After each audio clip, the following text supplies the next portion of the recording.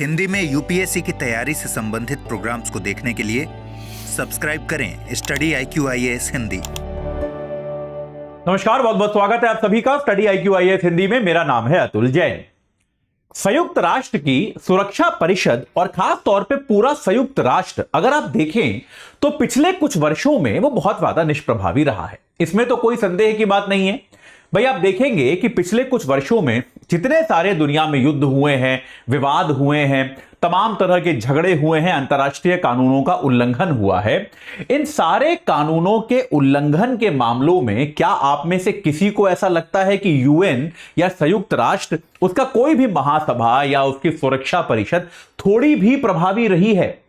वहां पर एक तो प्रस्ताव पारित नहीं हो पाते, और अगर प्रस्ताव पारित हो भी जाते हैं तो कोई भी देश इन प्रस्तावों को कोई खास वैल्यू अटैच नहीं करता, इनको कोई खास महत्ता देता नहीं है। तो धीरे धीरे संयुक्त राष्ट्र जो एक संस्थान के तौर पर वो अपनी महत्ता को खोता जा रहा है, और इस महत्ता को खोने के दुनिया को बहुत सारे नुकसान हैं। भाई दुनिया में विवाद होते हैं, आप अगर इतिहास याद करें तो संयुक्त राष्ट्र का गठन भी इसलिए किया गया था कि दुनिया में अगर विवाद हो तो मध्यस्थता के लिए एक वैश्विक संस्थान होना चाहिए। लेकिन अगर दुनिया में उस वैश्विक संस्थान की बात को ही लोग मानने से इनकार कर देंगे तो संस्थान का फायदा क्या है?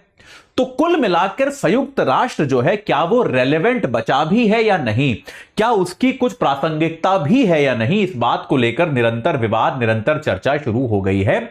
और इस चर्चा की जड़ में एक बड़ा बिंदु यह माना जाता है कि संयुक्त राष्ट्र की खास तौर पे सुरक्षा परिषद की जो संरचना है वो अपने आप में बहुत ज्यादा भेदभावपूर्ण है। वो संरचना ऐसी है कि दुनिया के बहुत सारे बड़े बड़े देश जैसे भारत हो गया या पूरा का पूरा अफ्रीकी महाद्वीप हो गया, यहां से कोई प्रतिनिधि आपको संयुक्त राष्ट्र की सुरक्षा परिषद में नहीं देखने को मिलेगा। जबकि आप देखेंगे फ्रांस का प्रतिनिधित्व है, आप देखेंगे यूके को स्थायी सदस्यता हासिल है, जबकि यूके अब उतनी बड़ी अर्थव्यवस्था भी नहीं रही, उतना कोई शक्तिशाली देश भी नहीं रहा। आमतौर पर सभी मुद्दों पर अमेरिका और यूके का मत एक जैसा होता है, तो यूएस और यूके दोनों को स्थायी सदस्यता देने का क्या औचित्य रह गया? तो इन सारी चीजों को लेकर यूएन में और खास तौर पर सुरक्षा परिषद में सुधार को लेकर एक बहुत लंबी मुहिम चल रही है, जिसका नेतृत्व भारत भी कर रहा है, क्योंकि भारत भी यह दावा करता है कि दुनिया की एक बड़ी अर्थव्यवस्था होने के नाते और दुनिया का सबसे ज्यादा जनसंख्या वाला देश होने के नाते हमारे को तो यार स्थायी सदस्यता मिलनी ही चाहिए। तो भारत की ये जो मुहिम है स्थायी सदस्यता की सुरक्षा परिषद में, इसको पिछले दिनों बहुत ज्यादा बल मिला, बहुत ज्यादा इसको शक्ति मिली, और दुनिया के बहुत सारे देश और बहुत सारे अधिकारी जो हैं वो इसके समर्थन में आए कि सुरक्षा परिषद में सुधार किया जाना चाहिए। तो इसी कड़ी में एक नया नाम ऐड हो गया यूके के प्रधानमंत्री का, कीर स्टारमर का, जिन्होंने सार्वजनिक तौर पर भारत को सुरक्षा परिषद की स्थायी सदस्यता देने का समर्थन किया। यह मामला क्या है इसके बारे में आपको बताऊंगा अगले 5 मिनट में, लेकिन उसके पहले आपको बता देता हूं कि अगर आप 2025 में यूपीएससी की परीक्षा देने वाले हैं तो भाई हमारा आखिरी बैच जो है प्रतिज्ञा प्लस वो शुरू हो रहा है 30 तारीख से।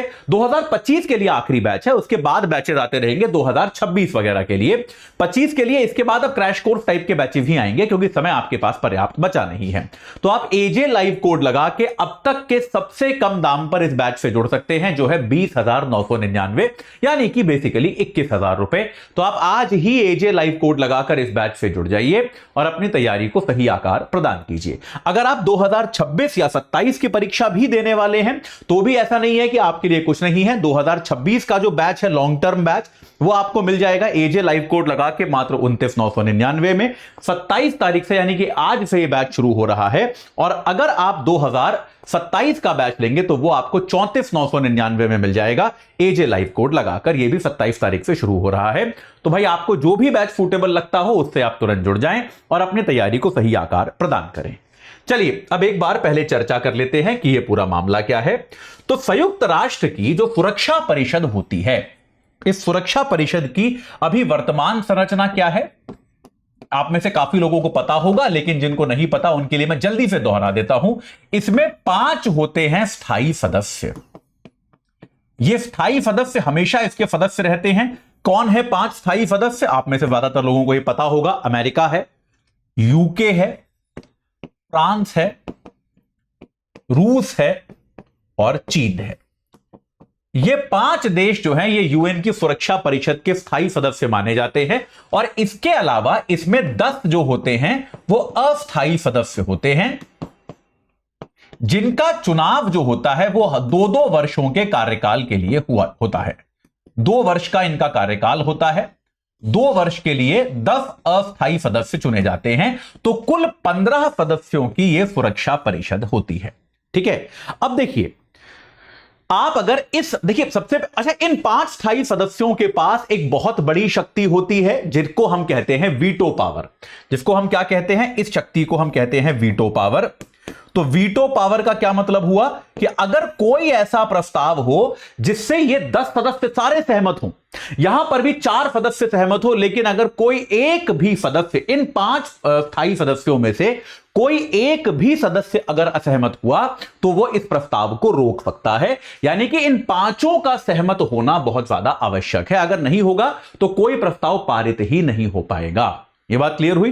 तो आप यार आज की दुनिया में देखिए, अमेरिका, रूस, चीन सबको एक साथ रख दोगे तो यार ये सब सहमत हो पाए, इसकी तो संभावना बड़ी कम है। और साथ के साथ अगर आप इन सदस्यता में देखें तो यार एक बहुत बड़ी चुनौती जो नजर आती है वो ये है कि स्थायी सदस्य में यूके यूरोप से है, फ्रांस यूरोप से है, रूस भी काफी हद तक यूरोप से है, अमेरिका भाई उत्तरी अमेरिका का देश है। इसमें अफ्रीका से कौन है? अफ्रीका इतना बड़ा महाद्वीप है, वहां से कौन है? इसमें दक्षिणी अमेरिका से कौन है? इतना बड़ा महाद्वीप है दक्षिणी अमेरिका, वहां से कौन है? इसमें भारत क्यों नहीं है? दुनिया की सबसे बड़ी जनसंख्या वाला देश भारत है, वो क्यों नहीं है? दुनिया में तकनीकी तौर पे सबसे ज्यादा विकसित देशों में से माना जाने वाला जापान इसमें क्यों नहीं है? दुनिया में एक बड़ा देश माना जाने वाला जर्मनी इसमें क्यों नहीं है? तो आप समझ रहे हैं, मतलब इसकी सदस्यता को लेकर आप निरंतर सवाल उठा सकते हैं कि यार इतने बड़े बड़े देश इसमें शामिल ही नहीं है, ये क्या चक्कर है? और धीरे धीरे यह माना गया है कि पिछले कुछ समय से जिस तरह से सुरक्षा परिषद निष्प्रभावी रही है, उसका एक बड़ा कारण जो है वो ये रहा है कि मतलब आप सुरक्षा परिषद जिस तरह से निष्प्रभावी रही है, उसका एक बड़ा कारण यह रहा है कि यार जब आप दुनिया के इतने बड़े हिस्से को शामिल ही नहीं करोगे तो उसकी बात मानी कैसे जाएगी? मतलब उसकी प्रभावशालीता तो कम होनी ही होनी है, इसमें तो कोई संदेह की बात है नहीं। तो इसको लेकर एक कैंपेन चल रहा है काफी समय से, और उस कैंपेन में का नेतृत्व जो है वो भारत कर रहा है। और इसमें आमतौर पर मांग यह की जाती है कि भारत, जर्मनी, जापान और ब्राजील, इन 4 देशों को तो निश्चित तौर पर जो स्थायी सदस्यता मिलनी ही चाहिए। चारों बड़े देश हैं, चारों भाई जो है इंपॉर्टेंट देश हैं दुनिया में, वैश्विक तौर पे चारों देशों की पकड़ है, चारों देशों की पूछ है, तो यह बहुत आवश्यक है कि इनको स्थायी सदस्यता मिले। इसके अलावा अफ्रीकी यूनियन, मतलब अफ्रीकी संघ को आप एक सदस्य की तरह एक स्थायी सदस्यता दे सकते हो। तो इस प्रकार की सदस्यता की मांग जो है वो निरंतर चलती आ रही है। अब भारत जो है वो अपनी स्थायी सदस्यता को लेकर काफी समय से कैंपेन कर रहा है, काफी समय से दुनिया के देशों को अपने समर्थन में करता आ रहा है। और अलग अलग समय पर अब तक क्या हो गया है, जो 5 स्थायी सदस्य का समर्थन इसके लिए जरूरी है, तो अमेरिका भारत का समर्थन कर चुका है, जैसा कि हमने देखा है। भाई बाइडेन साहब कई बार कह चुके हैं अब तो इस बात को, पिछले दिनों उन्होंने फिर से कह दिया कि वो भारत को मानते हैं कि भारत का जो है स्थायी सदस्यता बनती है, भारत का अधिकार ये होना चाहिए। अभी पिछले दिनों जो future of the world summit हुआ, उसमें जो फ्रांस के राष्ट्रपति हैं मैक्रोन साहब यानी कि फ्रांस ने भी अब सीधे सीधे कह दिया कि हम मानते हैं कि भारत को सदस्य होना चाहिए सुरक्षा परिषद का स्थायी सदस्य। तो 2 समर्थन में आ गए। इसके अलावा अभी क्या हुआ है, यूके के प्रधानमंत्री कीर स्टारमर ने भी भारत की स्थायी सदस्यता का समर्थन कर दिया है। उन्होंने भी सार्वजनिक तौर पर कह दिया है कि उनकी सरकार और उनका देश यह मानता है कि भारत को सुरक्षा परिषद से अलग नहीं रखा जाना चाहिए, यह अपने आप में उचित नहीं है। यह सुरक्षा परिषद की संरचना में एक भारी खामी है कि अगर भारत इसका सदस्य नहीं है। इसके अलावा जैसा कि हम जानते हैं, रूस तो पहले भी कह चुका है, रूस से तो हमारी मित्रता आमतौर पर रही ही है, तो रूस भी भारत की सदस्यता का समर्थन कर चुका है। तो 5 में से 4 अब जो स्थायी सदस्य हैं वो भारत की स्थायी सदस्यता का समर्थन कर चुके हैं। बचा कौन? जो बचा बेटा वही चुनौती है, बचा इसमें चीन। तो सवाल यह आता है, अब सवाल आता है चीन का चीन ने अभी तक भारत की स्थायी सदस्यता का ना तो समर्थन किया है और ना ही विरोध किया है। लेकिन अगर आप चीन और भारत के संबंधों को देखेंगे तो ऐसा प्रतीत हो सकता है कि चीन शायद इन भारत की स्थायी सदस्यता के समर्थन में आने से इनकार कर दे, ऐसा माना जा सकता है, क्योंकि चीन और भारत के संबंध जो हैं वो पिछले कुछ समय में अच्छे नहीं रहे हैं। इनफैक्ट आप ये कह सकते हैं पिछले काफी समय से चीन और भारत के संबंध जो है उनमें कोई ना कोई विवाद, खासतौर पर सीमा विवाद बना रहा है। तो अगर बात यह है कि केवल भारत की सदस्यता को भी अगर हम छोड़ें तो अभी जो future of the world summit हुआ था, जो कि यूएन के तत्वावधान में आयोजित किया गया था, उसमें एक बड़ी उपलब्धि हासिल हुई। और वो उपलब्धि क्या है कि किसी यूएन की बैठक में पहली बार जो प्रस्ताव लाया गया और जिस प्रस्ताव को, जिस रेजोल्यूशन को अडॉप्ट किया गया, स्वीकार किया गया, उसमें पहली बार सुरक्षा परिषद में सुधार की बात की गई। वरना अब तक यूएन अपनी बैठकों में यह स्वीकार नहीं करता था, लेकिन सुरक्षा परिषद के सुधार की बात जो है वो इसमें पहली बार future of the world summit में जो है वो स्वीकार की गई। और यूएन के जो महासचिव हैं, जो यूएन के सबसे बड़े पदाधिकारी होते हैं, उन्होंने भी अपने भाषण में यह कहा कि भाई अगर हम ये सुधार नहीं करेंगे, अगर हम यूएन की जो सुरक्षा परिषद है उसमें इन नए देशों को जिनका अधिकार बनता है शामिल होने का, उनको हम शामिल नहीं करेंगे, तो याद ये रखिए कि सुरक्षा परिषद के सामने अपनी विश्वसनीयता खोने का खतरा है, अपनी प्रासंगिकता खोने का खतरा है, जो कि वैश्विक शांति के लिए एक बहुत चिंताजनक चीज हो सकती है। यह बात जो है आपके एंटोनियो गुतरस साहब ने कही, जो कि आपके यूएन के महासचिव हैं। तो अब देखिए, अगर हम इसकी भी बात करें, जो अस्थायी सदस्यता भी होती है, तो पिछली बार भारत 2021-22 में यूएन का अस्थायी सदस्य रहा था, तो उसके बाद से भारत को अस्थायी सदस्यता का भी मौका नहीं मिला है। आवश्यकता यह है, अगर सुरक्षा परिषद की प्रासंगिकता बनाए रखनी है तो इसकी सदस्यता का विस्तार किया जाना बहुत जरूरी है। भारत इस कैंपेन को अब से नहीं दशकों से चला रहा है और अब ऐसा लगता है कि धीरे धीरे पूरी दुनिया जो है, या दुनिया के काफी सारे देश इस मांग के पीछे लामबंद हो रहे हैं और एक ज्यादा समावेशी, एक ज्यादा जिसको हम कहते हैं बराबरी वाली, समानता वाली सुरक्षा परिषद की मांग अब जोर पकड़ रही है। तो ऐसा हम कह सकते हैं कि शायद आने वाले कुछ वर्षों में इसमें हमको बड़े सुधार देखने को मिल सकते हैं। ठीक है, चलिए अब इसमें आगे जो होगा वो मैं आपको निश्चित तौर पे बताऊंगा, लेकिन अभी के लिए इतना ही।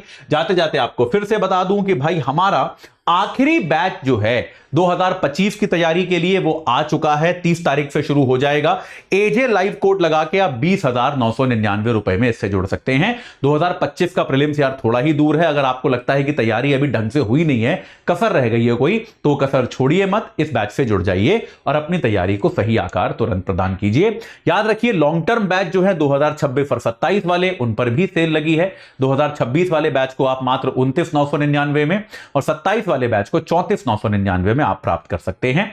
सब कुछ आप एजे लाइव कोड लगा के प्राप्त कर सकते हैं। तो आज ही एजे लाइव कोड लगाइए और अपनी पसंद के उपयुक्त बैच से जुड़ जाइए।